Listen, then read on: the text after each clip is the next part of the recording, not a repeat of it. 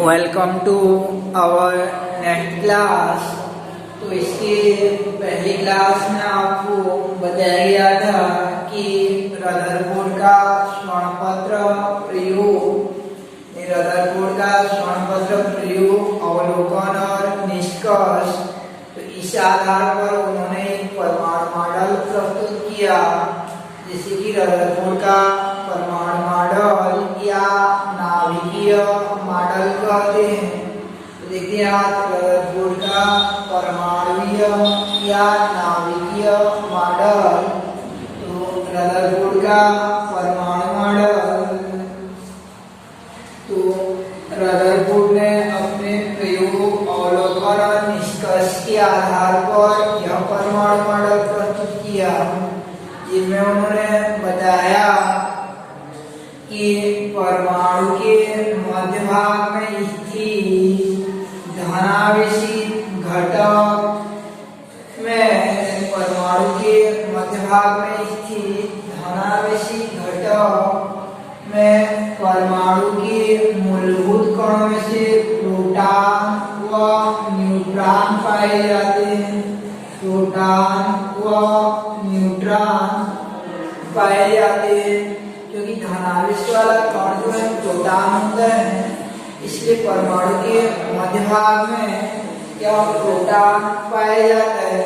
और क्योंकि भार जो है परमाणु का संपूर्ण भार जो है उसके नाभिक पर ही रहता है, शेष क्षेत्र जो है वह आवेशित व खोखला होता है, इसलिए भार के लिए उत्तरदायी कण जो रहते हैं प्रोटॉन के साथ साथ आपका न्यूट्रॉन भी पाए जाते हैं। प्रोटॉन के साथ साथ जो है न्यूट्रॉन भी पाए जाते हैं। इस प्रकार से पहला बिंदु हो जाता है उनका कि पहला बिंदु हो जाएगा कि पहला बिंदु हो जाता है रदरफोर्ड के परमाणु मॉडल का कि परमाणु के मध्य भाग में स्थित नाभिक में प्रोटॉन व न्यूट्रॉन पाए जाते हैं, अर्थात परमाणु के धनावेशित घटक अर्थात नाभिक में न्यूट्रॉन व प्रोटॉन पाए जाते हैं। परमाणु मॉडल का पहला बिंदु होता है कि परमाणु के मध्य भाग में स्थित धनावेशित घटक अर्थात नाभिक में न्यूट्रॉन व प्रोटॉन पाए जाते हैं। प्रोटॉन व न्यूट्रॉन, जबकि इससे पहले थॉम्सन ने क्या बता दिया था कि एक समान रूप से वितरित रहते हैं, इस प्रकार से बताया गया था। लेकिन यहाँ पे रदरफोर्ड ने बताया कि बीचों बीच धनावेश एक ही जगह पर रहता है, और धनावेश के लिए जो रिस्पॉन्सिबल पार्टिकल रहता है, धनावेश के लिए जो कण रहता है वह प्रोटॉन ठीक नाभिक में पाया जाता है। साथ साथ न्यूट्रॉन भारीयुक्त कण होने के कारण जो है वह भी नाभिक में पाया जाता है, तो संपूर्ण भाग नाभिक पर ही रहता है, शेष क्षेत्र जो आवेशित व खोखला रहता है। इस प्रकार पहला बिंदु हो जाता है कि परमाणु के मध्य भाग में स्थित धनावेशित घटक अर्थात नाभिक में न्यूट्रॉन व प्रोटॉन पाए जाते हैं। दूसरा बिंदु होता है कि परमाणु का ऋणावेशित घटक अर्थात इलेक्ट्रॉन व परमाणु में नाभिक के चारों परिक्रमा करता रहता है, क्योंकि परमाणु विद्युतीय उदासीन रहता है, इसलिए ऋणावेशित कण जो है इलेक्ट्रॉन वह नाभिक के चारों ओर स्थिर नहीं रहते, बल्कि ऐसे परिक्रमा करते रहते, नाभिक के चारों ओर घूमते रहते हैं। अगर स्थिर रहते तो एक दूसरे को आकर्षित कर लेते, जैसे थॉम्सन ने बोला था, किंतु नाभिक के चारों ओर परिक्रमा करता रहता है, गति करता रहता है। तो इस प्रकार दूसरा बिंदु हो जाता है परमाणु विद्युतीय उदासीन होता है। परमाणु विद्युतीय उदासीन होता है और जो ऋणावेशी घटक अर्थात इलेक्ट्रॉन नाभिक के चारों ओर परिक्रमा करते रहते हैं। तीसरा कि ये इलेक्ट्रॉन यानी नाभिक के चारों ओर परिक्रमा करते रहते हैं, जैसे ग्रह के यानी सूर्य के चारों ओर ग्रह परिक्रमा करते रहते हैं, तो ग्रह और सूर्य के मध्य गुरुत्वाकर्षण बल लगती रहती है। ऐसे इलेक्ट्रॉन और नाभिक के मध्य भी एक आकर्षण बल लगती रहती है। इलेक्ट्रॉन ऋणावेशित कण होता है और नाभिक धनावेश होता है, तो इन दोनों के मध्य जो है स्थिर विद्युत आकर्षण बल लगता रहता है। स्थिर विद्युत आकर्षण बल लगता रहता है, तो इलेक्ट्रॉन जो है नाभिक के साथ स्थिर विद्युत आकर्षण बल द्वारा संबद्ध रहती है। तीसरा बिंदु हो जाता है कि इलेक्ट्रॉन नाभिक के साथ यानी परमाणु में इलेक्ट्रॉन नाभिक के साथ स्थिर विद्युत आकर्षण बल द्वारा संबद्ध रहती है, यानी जुड़ी रहती है। उसके चारों जो परिक्रमा कर रहा है इलेक्ट्रॉन वो नाभिक की ओर आकर्षित होता रहता है। कौन सा आकर्षण बल लगता रहता है? स्थिर विद्युत आकर्षण बल लगता रहता है। स्थिर विद्युत आकर्षण बल नाभिक की ओर एक अट्रैक्शन फोर्स लगता रहता है, जिससे इलेक्ट्रॉन जो बाहर नहीं निकल पाता है, यानी उसको खिंचवाता रहता है। नाभिक की ओर एक आकर्षण बल लगता रहता है। जैसे आकाश गोला में झूलते रहते हैं, तो एक रस्सी जो है उसको यानी जो बाक्स रहता है उसको अंदर की ओर खींचता रहता है, तो ऐसे एक अदृश्य आकर्षण बल लगता रहता है नाभिक और इलेक्ट्रॉन के मध्य, जिसकी स्थिर विद्युत आकर्षण बल कहते हैं।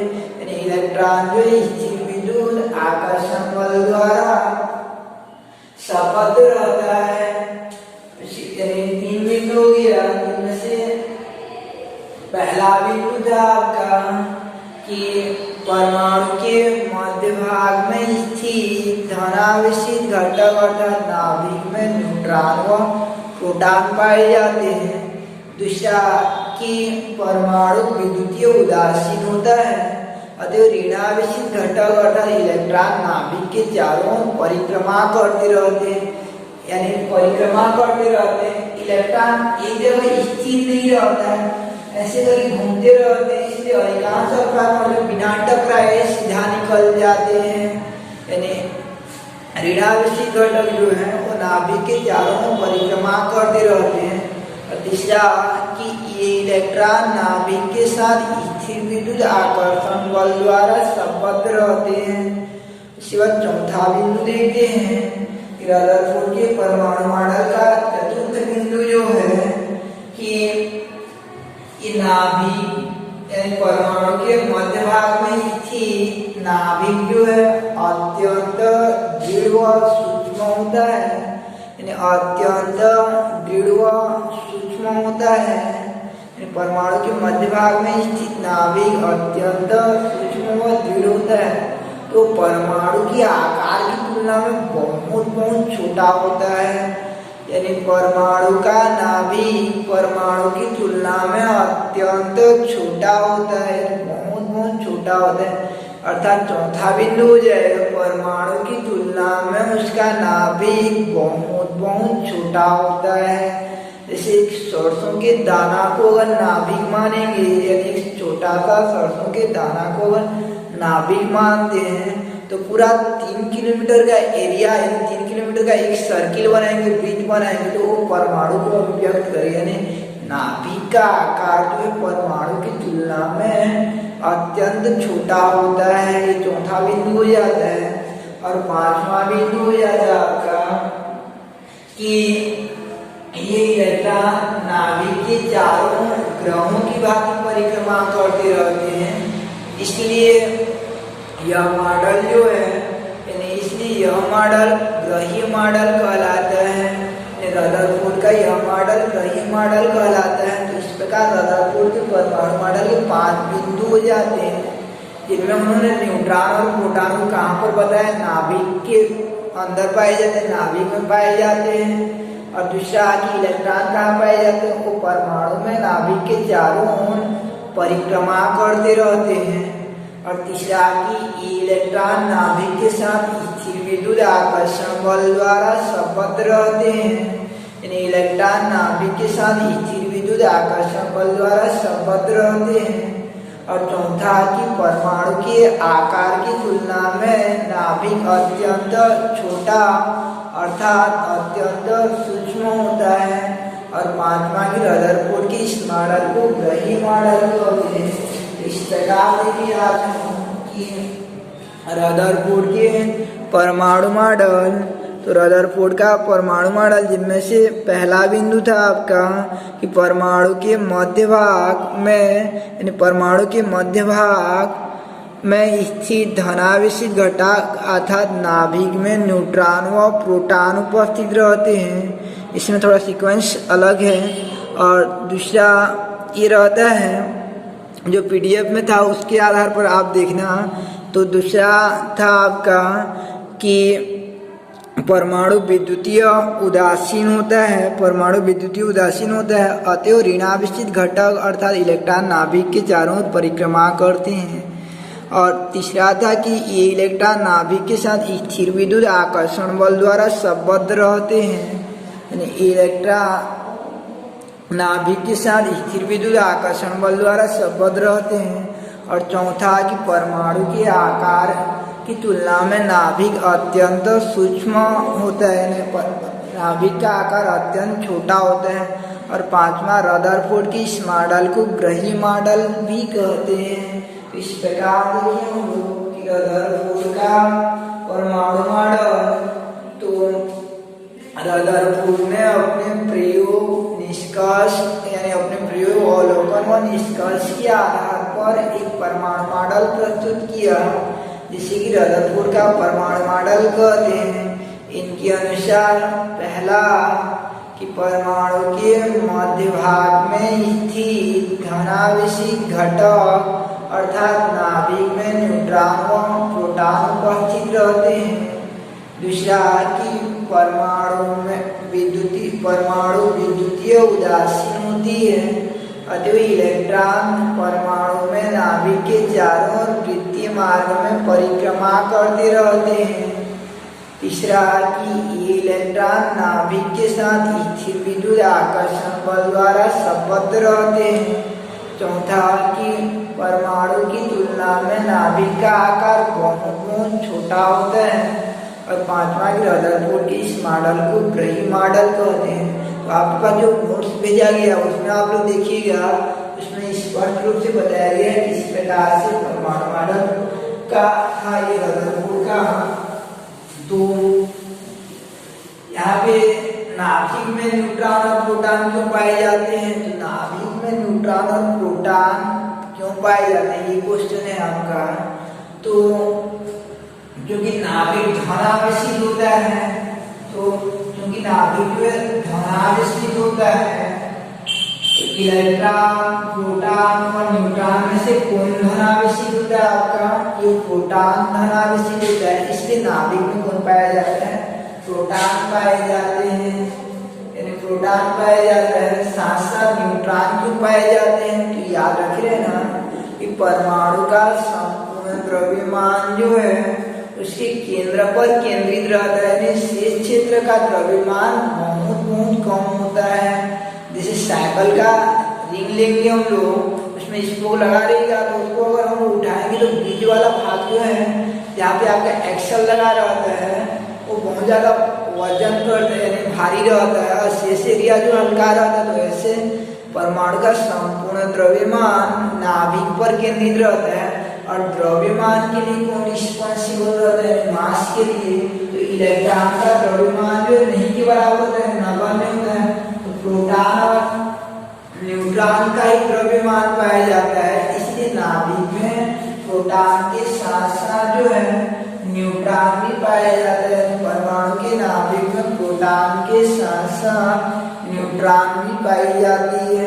तो इस प्रकार से ये परमाणु के अंदर जो न्यूट्रॉन नाभिक में प्रोटॉन और न्यूट्रॉन पाए जाते हैं तथा इलेक्ट्रॉन नाभिक की चारों परिक्रमा क्यों करते हैं, तो इसका कारण अगर इलेक्ट्रॉन स्थिर रहेंगे तो वो आकर्षण बल द्वारा, जैसे थॉमसन जैसे बोले थे, तो उनके अनुसार परमाणु का स्थायित्व जो है समाप्त हो जाएगा। इसलिए रदरफोर्ड ने बताया कि नाभिक के चारों इलेक्ट्रॉन जो है परिक्रमा करते रहते हैं, नाभिक के चारों में परिक्रमा करते रहते हैं और इसलिए परिक्रमा करते रहते हैं, जिसके कारण जो है अल्फा किरणें न टकरा कर अधिकांश अल्फा किरणें जो है परमाणु से बाहर निकल जाते, जो स्वर्ण प्रयोग था। इस प्रकार से हम लोग देखिए कि पहला जे थॉमसन का परमाणु मॉडल, दूसरा जो है आपका ये रदरफोर्ड का परमाणु मॉडल। तो जे थॉमसन के परमाणु मॉडल में कुछ कमियां रह गई थी, इसी प्रकार रदरफोर्ड द्वारा जो परमाणु मॉडल प्रस्तुत किया गया है उसमें भी कुछ कमियां रह जाती है। तो देखते रदरफोर्ड के परमाणु मॉडल में क्या कमी रह जाती है, रदरफोर्ड के परमाणु मॉडल में क्या कमी रह जाती है। तो रदरफोर्ड के परमाणु मॉडल में क्या कमी रह जाती है, तो पहला होता है कि इलेक्ट्रॉन जो है नाभिक के चारों परिक्रमा करता रहता है, गति करता रहता है। तो एक मैक्सवेल नामक वैज्ञानिक ने बताया था कि कोई आवेशित कण गति करता है तो लगातार ऊर्जा का ह्रास करता जाता है, यानी हानि करता जाता है, लगातार ऊर्जा का उत्सर्जन करता जाता है, ऊर्जा का हनन करता जाता है। कोई आवेशित कण अगर गति करता है तो कंटिन्यूटी वो एनर्जी का जो है एमिटिंग करता रहता है, उत्सर्जन करता रहता है।